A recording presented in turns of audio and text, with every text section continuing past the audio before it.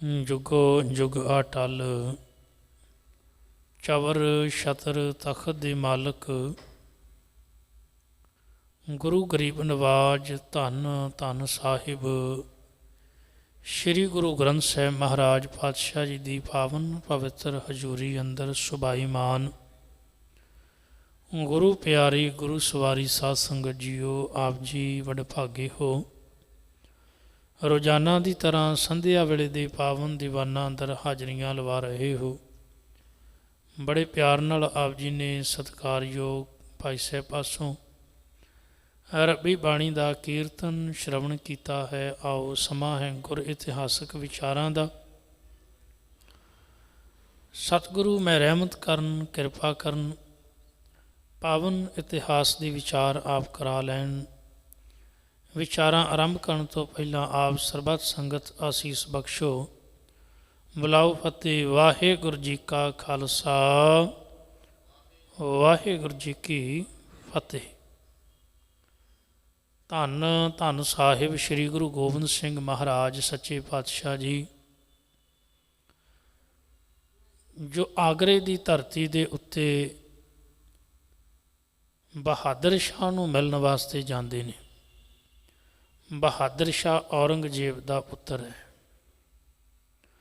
औरंगजेब की मौत तो बाद बहादुर शाह नूं इस गल का डर पैदा हो गया भी किते राज गद्दी जिहड़ी है मेरे दूजे भरा शाह आजम नूं ना किते मिल जावे। उन्हें गुरु महाराज पातशाह जी के चरनां दे विच भाई नंद लाल जी के राही विचार की भी सतगुरु जे तुसी राज भाग मैनू दवाओ तो जिन्ने भी जुल्म अज तक लोगों ने किए ने, वो भावें वजीर खां या पहाड़ी राजे ने या होर जिन्ने भी नवाब सन, उन्हां सारियां नूं मैं सजावां देवांगा। गुरदेव पातशाह जी ने भाई नंद लाल जी की गल नूं स्वीकार किया भी ठीक है, जे बहादुर शाह इस देश के अंदर न्याय करेगा तो सानू कोई हर्ज नहीं। चंगी गल है, जिहड़ी प्रजा है उनका ख्याल रखना राजे का फर्ज बनता है। न्याय करना राजे का फर्ज है। जुल्म नूं मिटाउणा है, जुल्म करना नहीं। पाप नूं खत्म करना है, पाप नूं वधाउणा नहीं। जालम बिरती नूं खत्म करना है। तो यही महाराज ने आख्या सी चाहुंदे हां भी हलीमी राज कायम होवे, हर किसी नूं जिउण दा हक होवे, किसी ते अत्याचार ना होवे, धी बच्ची सुरक्षित होवे, आम मनुख किते भी आवे जावे उन्होंने कोई डर ना होवे, मान नाल रह सकदा होवे, अपनी किरत कर सकदा होवे। गुरदेव पातशाह जी यही गल चाहुंदे सन।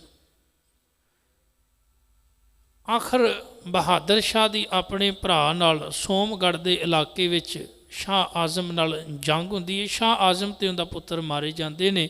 बहादुर शाह की जित हुंदी है क्योंकि उस जंग विच बहादुर शाह का साथ गुरु महाराज दे रहे सन। भाई दया सिंह वर्गे योधे उस मैदाने जंग विच बहादुर शाह के वलों लड़ रहे सन। जित होने तो बाद महाराज सच्चे पातशाह जी बहादुर शाह के सदे ते आगरे मिलने वास्ते गए। हुण गुरु महाराज पातशाह जी जदों मिलने वास्ते गए तो बहादुर शाह ने महाराज नूं पीर करके जाने, बड़ा सत्कार किया, चंदन की चौंकी दी, उच्चे स्थान पर बिठाया, भेटावां दित्तियां, नाले महाराज पातशाह जी का धन्नवाद किया। सतगुरु जे तुसी ना हुंदे ते मैं कदी भी जित नहीं सा पाउंदा, एक बादशाह नहीं सा बन सकदा। ये तो तुहाडे सदका मैं बादशाह बनिया। आखिर सतगुरु सच्चे पातशाह जी 5 तो 7 महीने का समा आगरे दे विच रहे ने। गुरु प्यार वालिओ, कुछ घटनावां ऐसियां हुंदियां ने जिहड़ियां इतिहास दे विच अपनी एक वक्री पहचान बना जांदियां। जदों कलगीधर पातशाह जी की नेड़ता बहादुर शाह नाल हुई तो जिहड़े लोग पाप करन वाले सन ਉਹਨਾਂ ਨੂੰ ਇਸ ਗੱਲ ਦਾ ਡਰ ਹੋ ਗਿਆ ਵੀ ਬਹਾਦਰ ਸ਼ਾਹ ਸਾਨੂੰ ਸਜ਼ਾਵਾਂ ਦੇਵੇਗਾ, ਕਿਉਂਕਿ ਅਸੀਂ ਔਰੰਗਜ਼ੇਬ ਦੇ ਕਹਿਣੇ 'ਤੇ ਬੜੇ ਪਾਪ ਕੀਤੇ ਨੇ। ਜੇ ਕਿਤੇ ਗੁਰੂ ਗੋਬਿੰਦ ਸਿੰਘ ਪਾਤਸ਼ਾਹ ਜੀ ਅਤੇ ਬਹਾਦਰ ਸ਼ਾਹ ਇੱਕ ਹੋ ਗਏ ਨਾ, ਤੇ ਜਿੰਨੇ ਵੀ ਜ਼ੁਲਮ ਅੱਜ ਤੱਕ ਹੋਏ ਨੇ, ਜ਼ੁਲਮ ਕਰਨ ਵਾਲੇ ਜਿਹੜੇ ਨੇ ਉਹ ਬਚਣਗੇ ਨਹੀਂ, ਉਹਨਾਂ ਨੂੰ ਸਖਤ ਸਜ਼ਾਵਾਂ ਮਿਲਣਗੀਆਂ। ਉਹਨਾਂ ਵਿੱਚ ਕੇਵਲ ਨਵਾਬ ਹੀ ਨਹੀਂ ਸਨ, ਬਲਕਿ ਬਹੁਤੇ ਕਾਜ਼ੀ ਲੋਕ ਸਨ ਜਿਹੜੇ ਫਤਵੇ ਧਰਮ ਦੇ ਨਾਂ 'ਤੇ ਜਿਹੜੇ ਜਾਰੀ ਕਰਦੇ ਸਨ।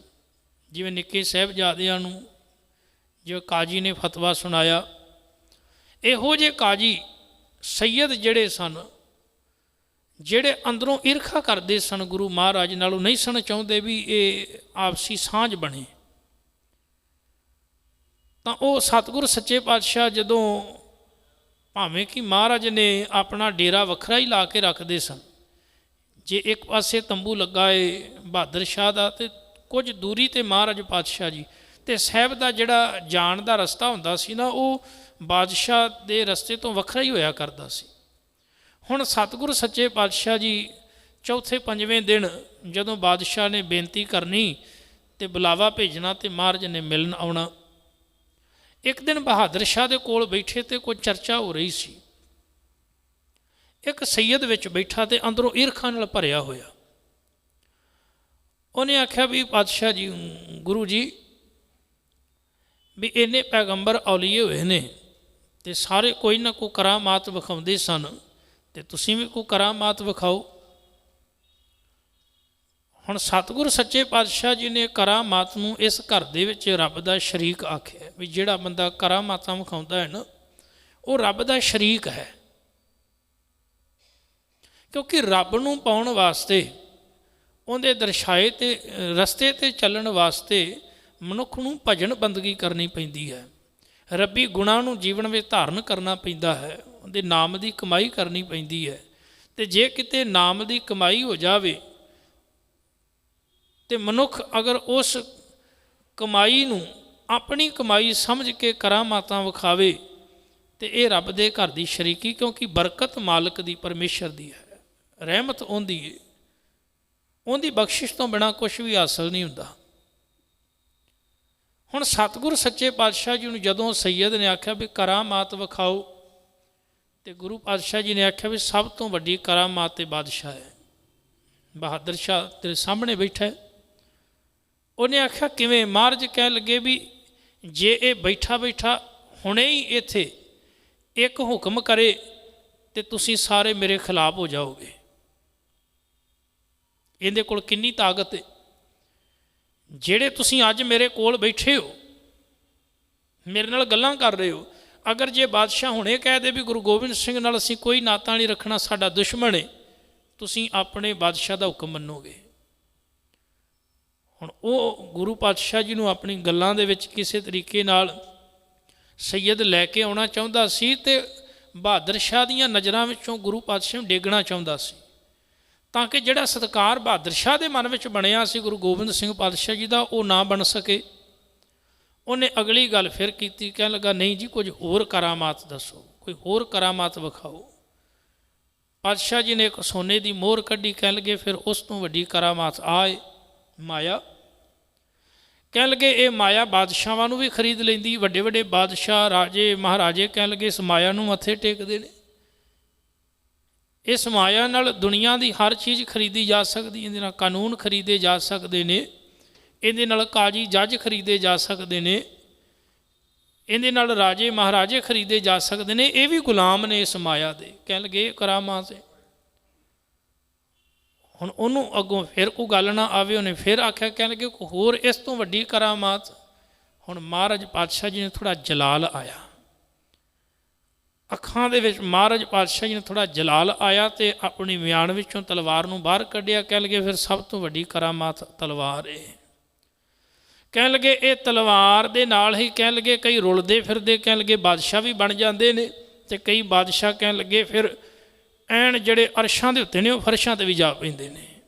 ਸਭ ਤੋਂ ਵੱਡੀ ਕਰਾਮਾਤ ਕਹਿਣ ਲੱਗੇ ਆਹ ਇਹ ਸਾਡੇ ਕੋਲ ਕਰਾਮਾਤ, ਇਹਦੇ ਨਾਲ ਹੀ ਅਸੀਂ ਸਾਰੇ ਜੰਗ ਜਿੱਤੇ ਨੇ, ਇਸ ਤੋਂ ਵੱਡੀ ਕਰਾਮਾਤ ਹੋਰ ਕੋਈ ਨਹੀਂ ਦੁਨੀਆ ਵਿੱਚ। ਹੁਣ ਉਹ ਸੈਯਦ ਨੂੰ ਅੱਗੋਂ ਕੋਈ ਗੱਲ ਹੀ ਨਹੀਂ ਆਈ, ਅਤੇ ਇਹ ਗੱਲ ਸੁਣ ਕੇ ਬਹਾਦਰ ਸ਼ਾਹ ਬੜਾ ਪ੍ਰਭਾਵਿਤ ਹੋਇਆ ਵੀ ਸਤਿਗੁਰੂ ਸੱਚ ਕਹਿੰਦੇ ਹੋ, ਸਭ ਤੋਂ ਵੱਡੀ ਕਰਾਮਾਤ ਹੀ ਤਲਵਾਰ ਦੀ ਹੈ। ਸਤਿਗੁਰ ਸੱਚੇ ਪਾਤਸ਼ਾਹ ਜੀ ਜਦੋਂ ਆਗਰੇ ਦੀ ਧਰਤੀ 'ਤੇ ਵਿਰਾਜਮਾਨ ਨੇ, ਇਹਨਾਂ ਦਿਨਾਂ ਦੇ ਵਿੱਚ ਬਹਾਦਰ ਸ਼ਾਹ ਨੂੰ ਇੱਕ ਹੋਰ ਡਰ ਸਤਾ ਰਿਹਾ ਸੀ। ਸੋਮਗੜ੍ਹ ਦੇ ਇਲਾਕੇ ਦੇ ਵਿੱਚ ਉਹਦਾ ਇੱਕ ਭਰਾ ਸ਼ਾਹ ਆਜ਼ਮ 'ਤੇ ਮਾਰਿਆ ਗਿਆ, ਪਰ ਇੱਕ ਹੋਰ ਉਹਦਾ ਭਰਾ ਸੀ ਕਾਮ ਬਖਸ਼।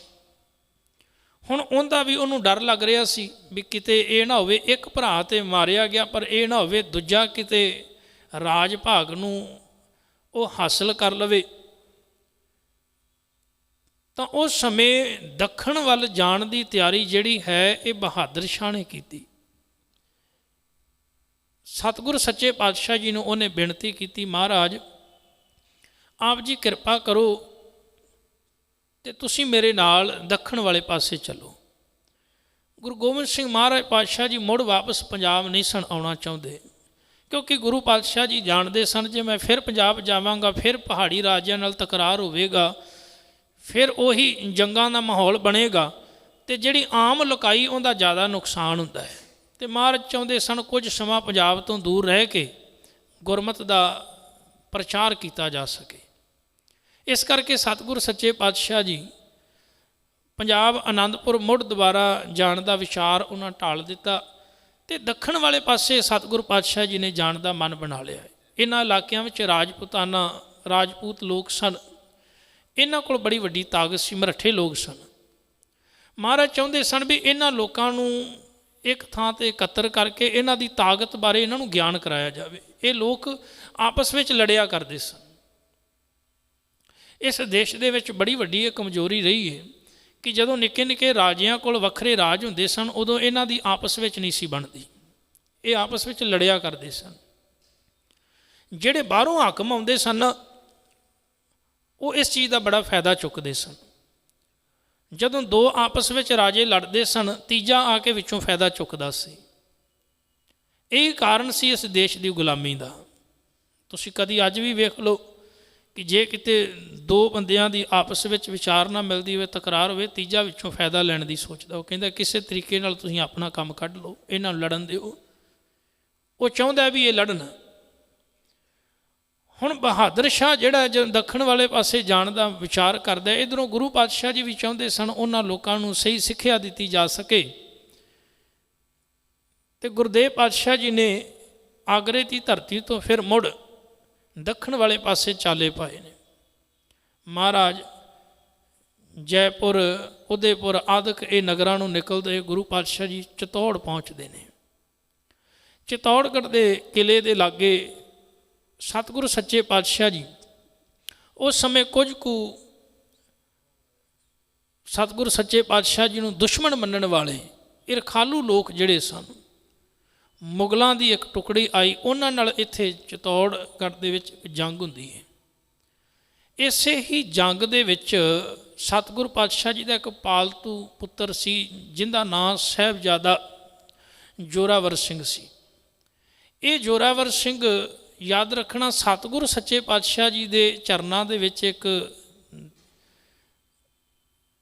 ਇਹਨੂੰ ਕਹਿ ਲਓ ਵੀ ਦਾਸੀ ਸੇਵਾ ਕਰਿਆ ਕਰਦੀ ਸੀ। ਉਹਦਾ ਨਾਂ ਸੀ ਮਾਤਾ ਭਿੱਖੀ। ਬਸੀ ਪਠਾਣਾ ਦੇ ਪਰਿਵਾਰ ਰਹਿਣ ਵਾਲਾ ਸੀ, ਭਾਈ ਨੱਥੂ ਕਰਕੇ ਸੀ, ਇਸ ਘਰ ਦੀ ਸੇਵਾ ਕਰਿਆ ਕਰਦਾ ਸੀ। ਇਹ ਦੋਵੇਂ ਪਤੀ ਪਤਨੀ ਆਨੰਦਪੁਰ ਵਿੱਚ ਰਹਿੰਦੇ ਸਨ ਅਤੇ ਇਸ ਘਰ ਦੀ ਸੇਵਾ ਕਰਦੇ ਸਨ। ਇਹਨਾਂ ਦੇ ਘਰ ਇੱਕ ਬਾਲਕ ਨੇ ਜਨਮ ਲਿਆ ਸੀ ਅਤੇ ਉਸ ਦਾ ਨਾਂ ਵੀ ਜੋਰਾਵਰ ਰੱਖਿਆ ਸੀ ਅਤੇ ਮਹਾਰਾਜ ਪਾਤਸ਼ਾਹ ਜੀ ਨੇ ਉਸ ਨੂੰ ਵੀ ਪਾਲਤੂ ਜੋਰਾਵਰ ਆਖਿਆ ਸੀ। ਉਹ ਜੋਰਾਵਰ ਸਰੀਰ ਕਰਕੇ ਉਹ ਵੀ ਤਕੜਾ ਸੀ। ਇੱਕ ਵਾਰ ਬਚਪਨ ਦੇ ਵਿੱਚ ਜਦੋਂ ਦੋਵੇਂ ਜੋਰਾਵਰ ਸਿੰਘ ਆਪਸ ਵਿੱਚ ਕੁਸ਼ਤੀ ਪੇ ਕਰਦੇ ਸਨ ਅਤੇ ਉਹ ਪਾਲਤੂ ਜੋਰਾਵਰ ਜਿਹੜਾ ਹੈ ਉਹਨੇ ਸਤਿਗੁਰੂ ਪਾਤਸ਼ਾਹ ਜੀ ਦੇ ਸਾਹਿਬਜ਼ਾਦੇ ਨੂੰ ਢਾਲਿਆ ਸੀ ਥੱਲੇ। ਜਦੋਂ ਢਾਲਿਆ ਅਤੇ ਉਹਨੇ ਉਸੇ ਵੇਲੇ ਮਹਾਰਾਜ ਪਾਤਸ਼ਾਹ ਜੀ ਦੇ ਚਰਨਾਂ ਵਿੱਚ ਆ ਕੇ ਮਾਫੀ ਮੰਗੀ, ਸਤਿਗੁਰੂ ਮੇਰੇ ਪੁੱਤਰ ਤੋਂ ਗਲਤੀ ਹੋ ਗਈ। ਪਰ ਗੁਰੂ ਪਾਤਸ਼ਾਹ ਜੀ ਨੇ ਆਖਿਆ ਨਹੀਂ ਵੀ ਇਹ ਵੀ ਮੇਰਾ ਪੁੱਤਰ ਹੈ, ਇਹ ਵੀ ਮੇਰਾ ਸਾਹਿਬਜ਼ਾਦਾ ਹੀ ਹੈ। ਅਤੇ ਮਹਾਰਾਜ ਨੇ ਬੜਾ ਵਡਿਆਇਆ ਸੀ। ਆਨੰਦਪੁਰ ਵਿੱਚੋਂ ਇਹ ਵੀ ਨਾਲ ਹੀ ਮਹਾਰਾਜ ਦੇ ਗਿਆ ਸੀ। ਜਦੋਂ ਮਹਾਰਾਜ ਨੇ ਆਨੰਦਪੁਰ ਛੱਡਿਆ ਨਾ ਅਤੇ ਇਹ ਸਰਸਾ ਪਾਰ ਕਰਕੇ ਮਹਾਰਾਜ ਦੇ ਨਾਲ ਹੀ ਸੀ। ਪਰ ਅੱਗੇ ਜਾ ਕੇ ਜਿੱਥੇ ਭਾਈ ਬਚਿੱਤਰ ਸਿੰਘ ਜ਼ਖਮੀ ਹੋ ਜਾਂਦੇ ਨੇ, ਇਹ ਵੀ ਨਾਲ ਜ਼ਖਮੀ ਹੋਇਆ ਸੀ ਤੇ ਮਹਾਰਾਜ ਪਾਤਸ਼ਾਹ ਜੀ ਇਹਨੂੰ ਰਸਤੇ ਦੇ ਵਿੱਚ ਹੀ ਰੋਕ ਕੇ ਇਹਦੇ ਇਲਾਜ ਵਾਸਤੇ ਤੇ ਆਪ ਚਮਕੌਰ ਵਾਲੇ ਪਾਸੇ ਚਲੇ ਗਏ ਸਨ। ਜਦੋਂ ਇਹਦਾ ਇਲਾਜ ਹੋ ਗਿਆ, ਇਹ ਠੀਕ ਹੋ ਗਿਆ, ਇਹ ਮੁੜ ਫਿਰ ਮਹਾਰਾਜ ਪਾਤਸ਼ਾਹ ਜੀ ਨੂੰ ਆਗਰੇ ਮਿਲਿਆ ਸੀ ਜਾ ਕੇ। ਹੁਣ ਜਦੋਂ ਚਿਤੌੜ ਵਿਖੇ ਜੰਗ ਹੋਈ ਹੈ, ਲੜਾਈ ਹੋਈ ਹੈ ਉੱਥੇ, ਤਾਂ ਇਹ ਮਹਾਰਾਜ ਪਾਤਸ਼ਾਹ ਜੀ ਦਾ ਪਾਲਤੂ ਪੁੱਤਰ ਸਾਹਿਬਜ਼ਾਦਾ ਜੋਰਾਵਰ ਸਿੰਘ, ਇਹਦੀ ਸ਼ਹਾਦਤ ਉੱਥੇ ਹੁੰਦੀ ਹੈ। ਆਖਰ ਸਤਿਗੁਰ ਸੱਚੇ ਪਾਤਸ਼ਾਹ ਫਿਰ ਇੱਥੋਂ ਅੱਗੇ ਬੁਰਹਾਨਪੁਰ ਇੱਥੇ ਪਹੁੰਚਦੇ ਨੇ।